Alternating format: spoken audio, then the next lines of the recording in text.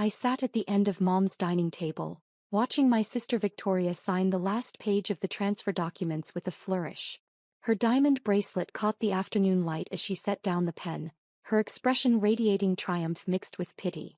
"There," Victoria said, sliding the papers across to me. "All done.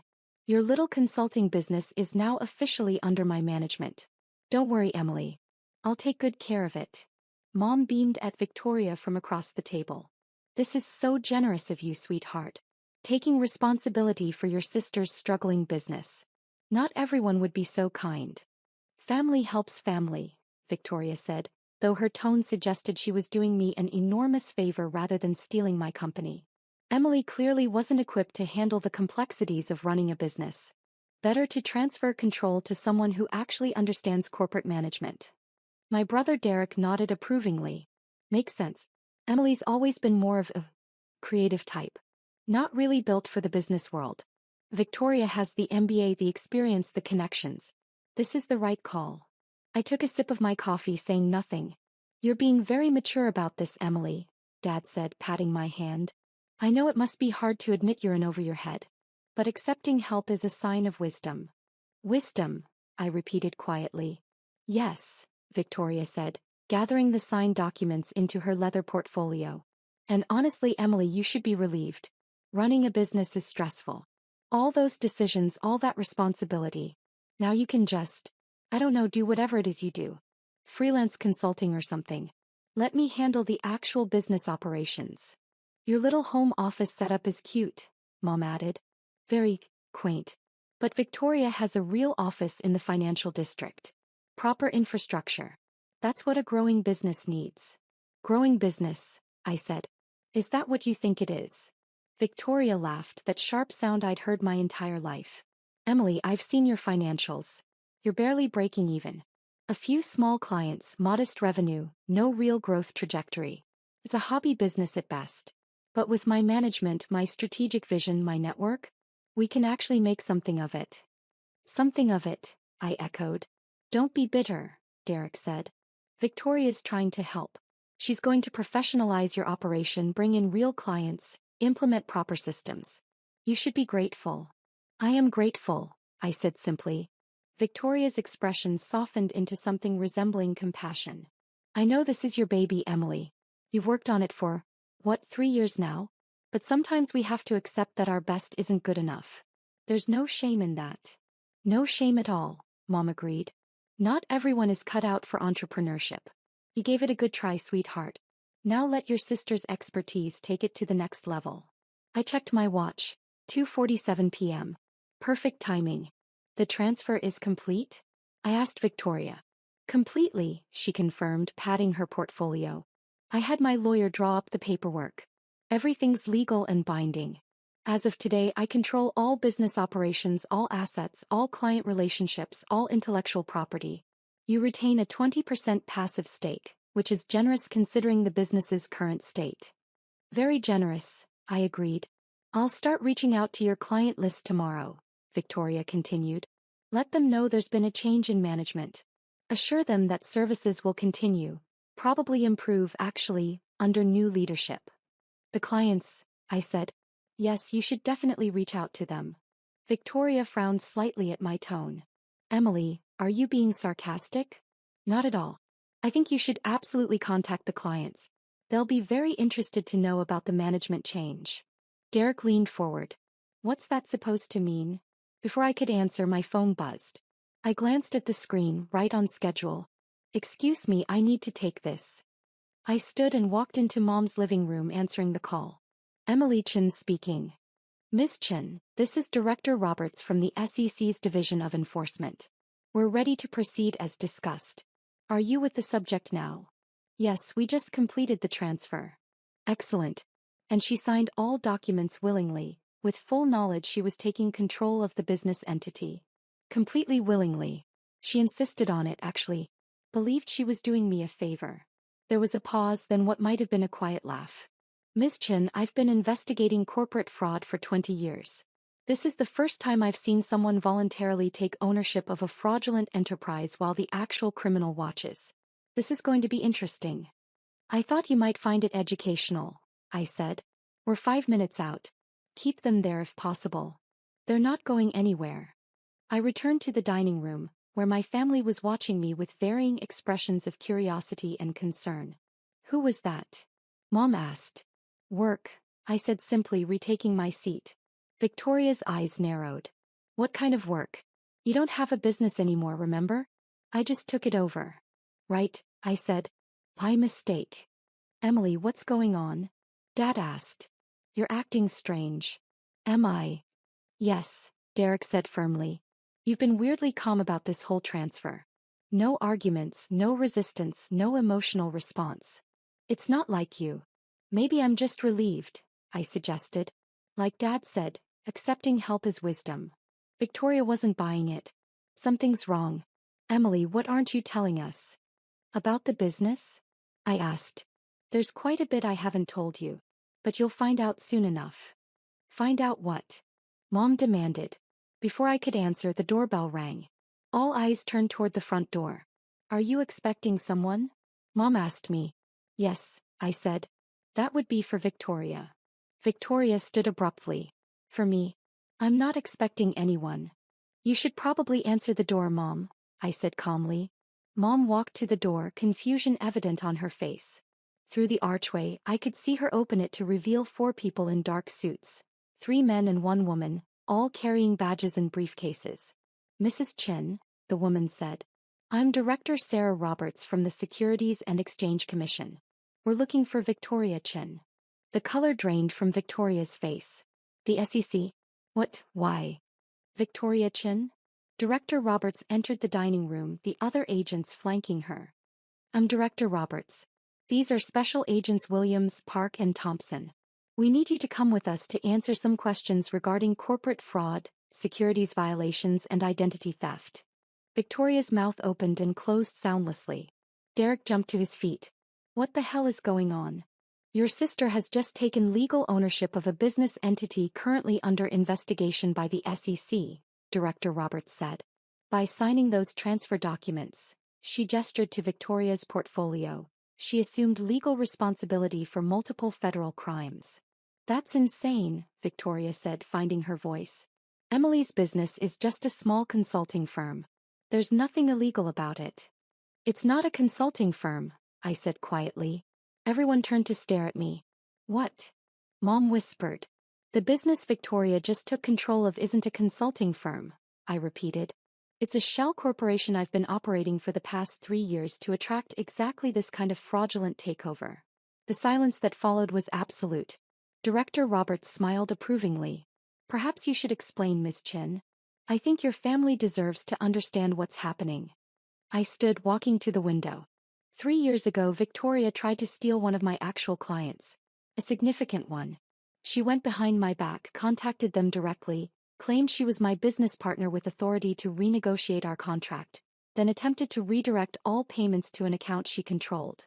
I did no such thing, Victoria protested. You did, I said calmly. The client reported it to me immediately. They found it suspicious that my business partner didn't know basic details about the work we'd been doing. I confronted you and you denied everything. Said the client was lying, that I was paranoid, that I couldn't handle competition. Mom shook her head. Victoria wouldn't. She did, I interrupted. And I realized then that if she'd try it once, she'd try it again. So I created a trap. A fake business designed specifically to look vulnerable and profitable enough to steal, but actually worthless and legally toxic. Derek's face had gone pale. You set up a fake company? A shell corporation, Director Roberts clarified. Perfectly legal to create.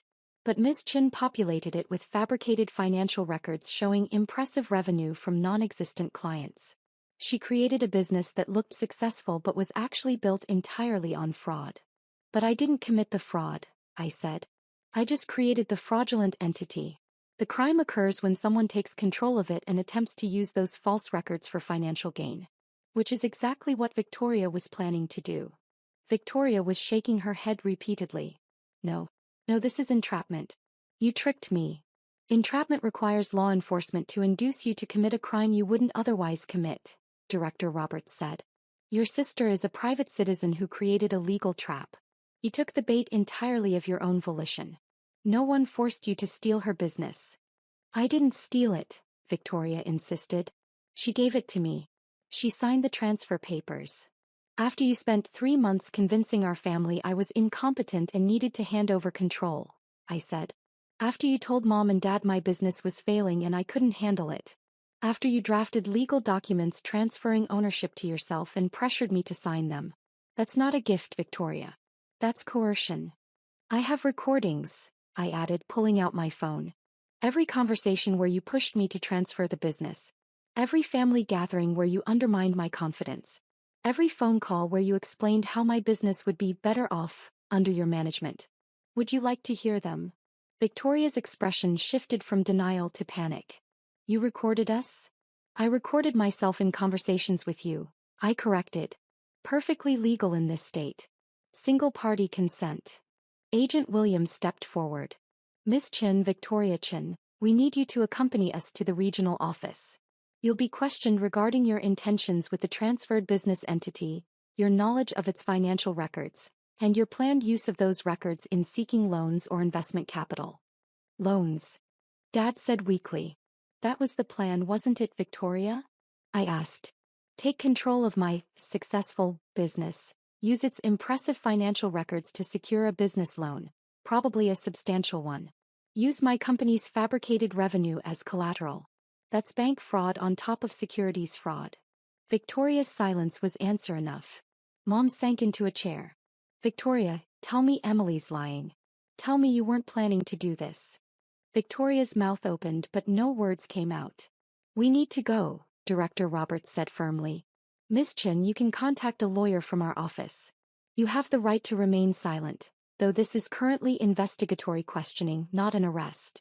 However, given the evidence Ms. Chin has provided, I anticipate charges will be filed within 48 hours. Charges? Derek said. You're going to charge her? Corporate fraud, securities violations, identity theft, attempted bank fraud. Yes, charges are virtually certain, Director Roberts confirmed. The question is whether she cooperates, which would factor into sentencing recommendations. Victoria turned to me, her expression a mixture of betrayal and rage. You did this. You set me up. You ruined my life. No, I said calmly. I created an opportunity for you to commit fraud. You chose to take it. Those are very different things. I was trying to help you, Victoria hissed. You were trying to steal from me, I corrected. Again. The first time I let it go because you're my sister. This time I documented everything and waited for you to hang yourself with your own greed. Mom was crying now. Emily, how could you do this to your own sister? How could she try to steal from me? I countered. Twice. How could you all enable her by constantly telling me I was incompetent and needed Victoria's help? This didn't happen in a vacuum. You all participated in convincing me to hand over my business. We were trying to help, Dad said weakly. By assuming I was failing without ever asking to see actual financial records? By believing Victoria's assessment of my business without verification?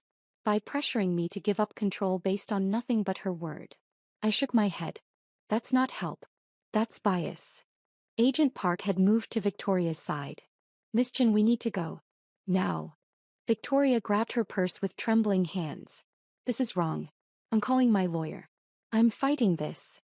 That's your right, Director Roberts said. But I should warn you, Miss Chen's documentation is extensive. 3 years of recorded conversations, fabricated financial records you acknowledged reviewing, transfer documents you drafted showing clear intent to take ownership, and preliminary loan applications you filed using the false revenue figures. The case against you is quite strong. Loan applications? Mom whispered. Victoria, you already applied for loans? Victoria didn't answer. She was staring at me with an expression I'd never seen before, pure hatred mixed with disbelief. I trusted you, Victoria said. You're my sister. And you tried to steal from me, I replied. Twice. Trust works both ways. As the SEC agents escorted Victoria toward the door, the full reality of the situation seemed to finally hit my family. Derek sank into a chair, his face ashen. Dad stood motionless, staring at nothing. Mom continued crying quietly. Director Roberts paused at the door. Miss Chin, Emily Chin, we'll need you to come to the office tomorrow to provide formal testimony. 9 am work for you. I'll be there, I said. Excellent work, by the way. This operation was textbook. We'll likely use it as a case study in fraud investigation training. She looked at my family. You should all be proud of her. She identified a pattern of criminal behavior and created an elegant trap to document it. Not many people have the patience and strategic thinking to pull off something like this. After they left with Victoria, the house fell silent except for Mom's quiet sobbing. Finally, Derek spoke. You planned this for 3 years. 3 years of pretending to have a failing business, letting Victoria undermine you, letting us all believe you were incompetent. All to trap her. Yes, I confirmed. That's sociopathic, Derek said.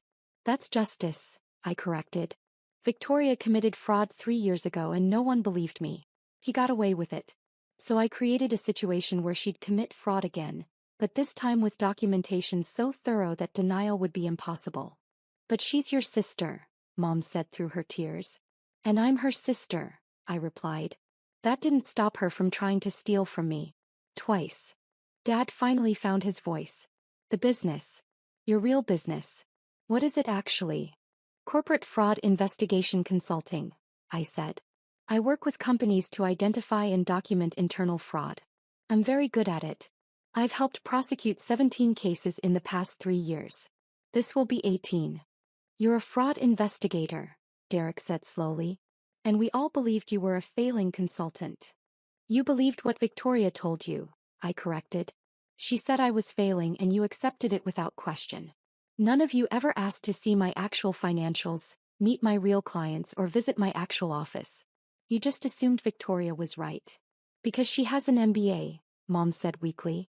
She works in finance. We thought she knew what she was talking about. She does know finance, I agreed. She knew exactly what she was doing when she tried to steal my first client. And she knew exactly what she was doing when she took over my fake business. The MBA didn't make her honest. It just made her a more sophisticated criminal. Derek stood abruptly. I need to leave. I can't. I need to process this. Before you go, I said, you should know, you're all on the recordings too. Every time you pressured me to transfer the business, every time you told me I was incompetent, every time you validated Victoria's theft.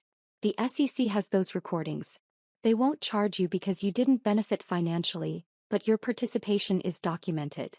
Derek's face flushed red. You recorded all of us? I recorded conversations I was part of, I said.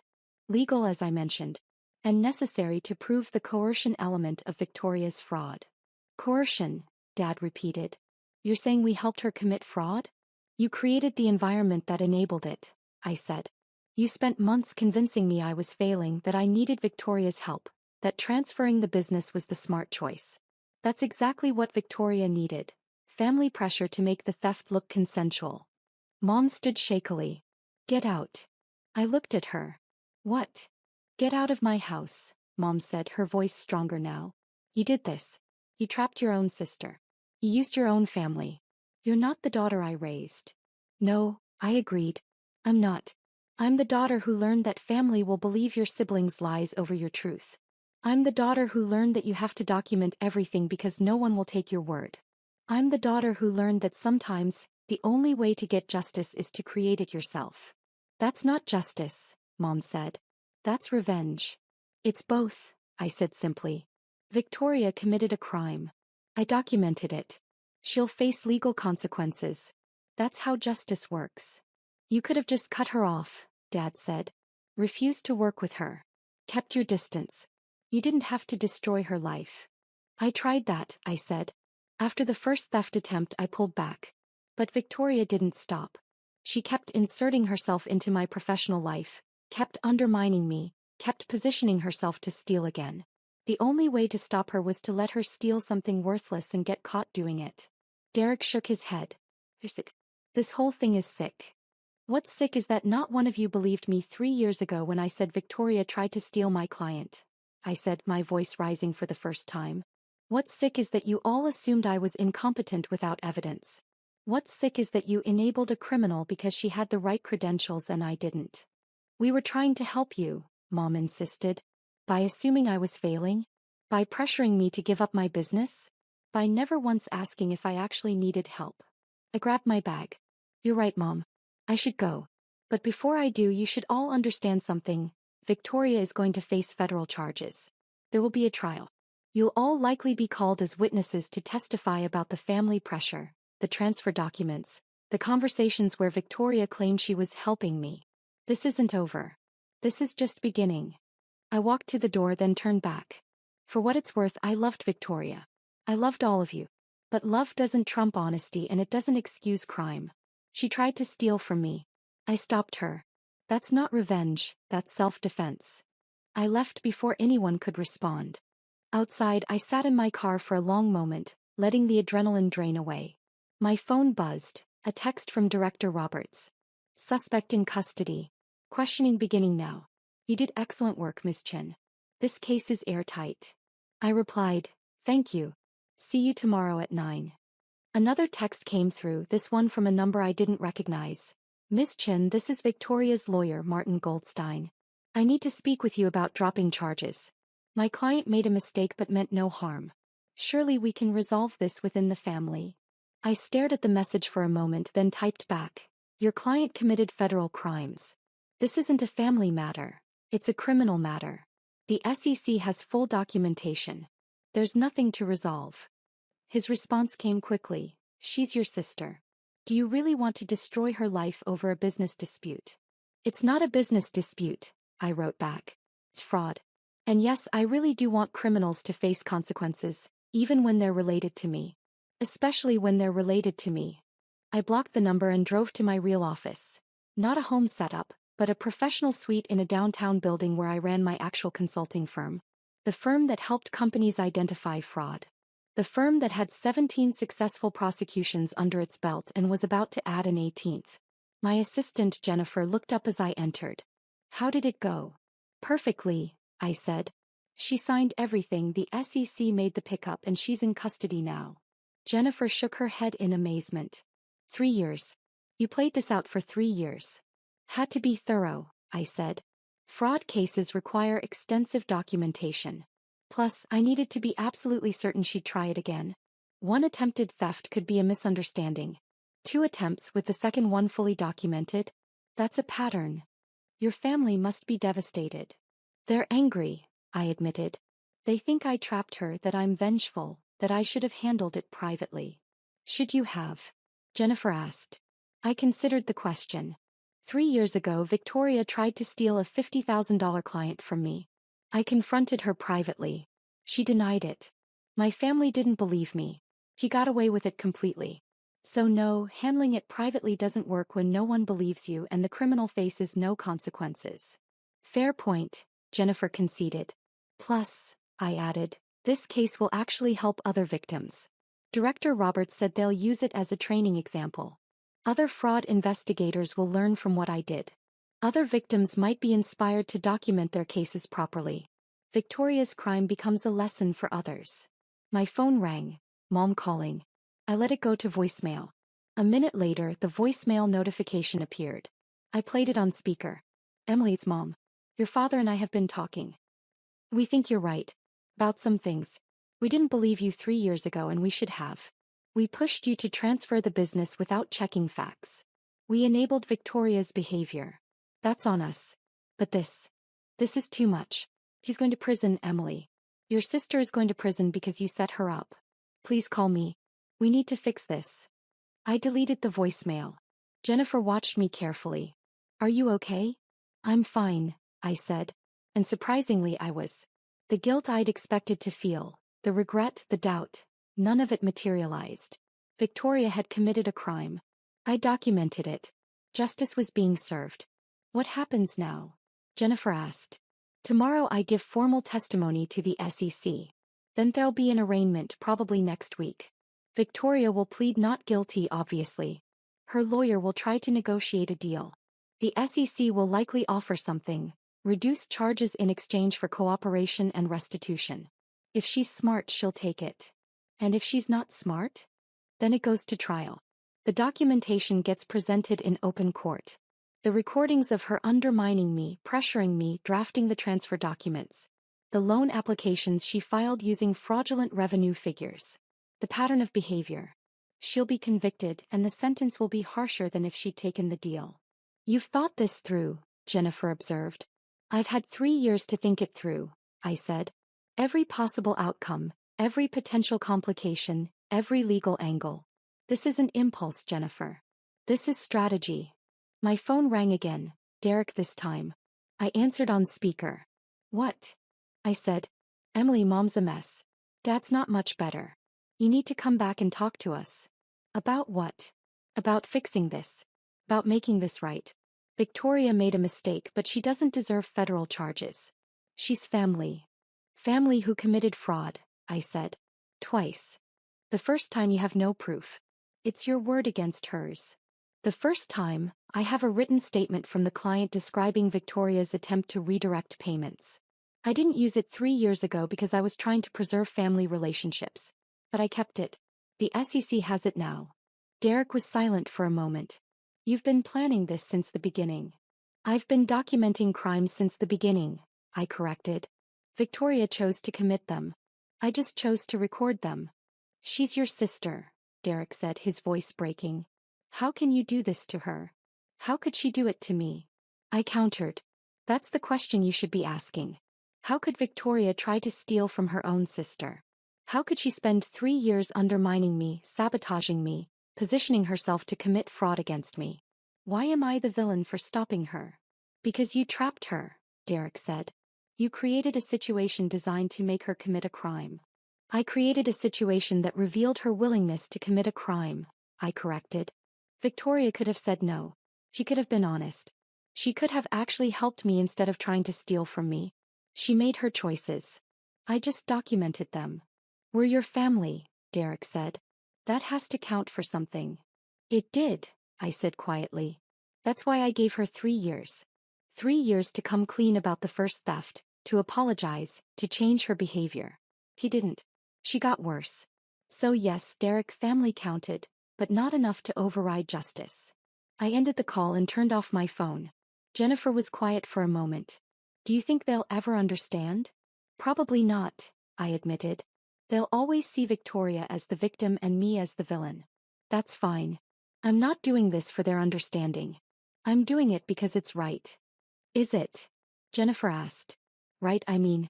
I'm not judging, I genuinely want to know. Is setting up your own sister the right thing to do? I thought about it carefully. Victoria is a criminal. She committed fraud 3 years ago and got away with it.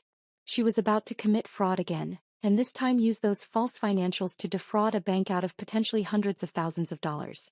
If I'd let her proceed, eventually she would have been caught, but not before causing real damage. Banks would lose money. Investigators would waste resources. Other people might be implicated. By stopping her now with clear documentation, I prevented all that downstream harm. So it's utilitarian, Jennifer said. Greater good. It's also personal, I admitted. I'm tired of being the victim. Tired of being doubted. Tired of criminals getting away with crimes because they're family or because no one documented properly. Victoria victimized me once and faced 0 consequences. I made sure she couldn't do it again. That's fair, Jennifer said. We worked until 7 that evening, preparing documentation for the next day's SEC meeting. By the time I left the office, I'd organized 3 years of recordings, financial records, correspondence, and witness statements into a comprehensive case file. Driving home, I thought about Victoria sitting in an SEC interrogation room, probably still insisting she'd done nothing wrong, that I'd trapped her, that this was all a misunderstanding. But the evidence didn't lie. The recordings didn't lie. The transfer documents she'd drafted didn't lie. The loan applications she'd filed didn't lie. She'd committed fraud. I'd stopped her. That was the reality regardless of how anyone spun it. At home, I poured a glass of wine and sat on my balcony looking out over the city lights. Somewhere out there, my family was probably gathered together discussing what a terrible person I was, how I'd betrayed Victoria, how I'd destroyed the family. Let them discuss. I'd stopped a criminal. I'd prevented bank fraud. I'd created a case study that would help train future investigators. And I'd proven that sometimes, the only way to get justice is to build it yourself, piece by documented piece with patience and precision. My phone, still off, sat on the table beside me. I knew when I turned it on there would be dozens of messages. Please from Mom. Anger from Derek. Maybe even a message from Victoria's lawyer, threatening legal action for entrapment that would never hold up in court. But that was tomorrow's problem. Tonight I was just a fraud investigator who'd successfully documented and stopped a criminal. The fact that the criminal was my sister was unfortunate but irrelevant. Justice didn't stop at family boundaries. And I wasn't going to pretend otherwise just to make everyone comfortable. Victoria would face trial. She'd probably accept a plea deal, 2 to 3 years in federal prison restitution probation. Her career in finance was over. Her reputation was destroyed. But she'd committed crimes. She tried to steal from her own sister. Twice. And now finally she'd face consequences. That wasn't revenge. That was accountability. And if my family couldn't understand the difference, that was their problem, not mine. I sipped my wine and watched the city lights, content in the knowledge that tomorrow, I'd testify against my sister. And I wouldn't feel guilty about it at all. Because some things matter more than family loyalty. Things like honesty, integrity, justice, and the simple principle that criminals should face consequences, regardless of their last name.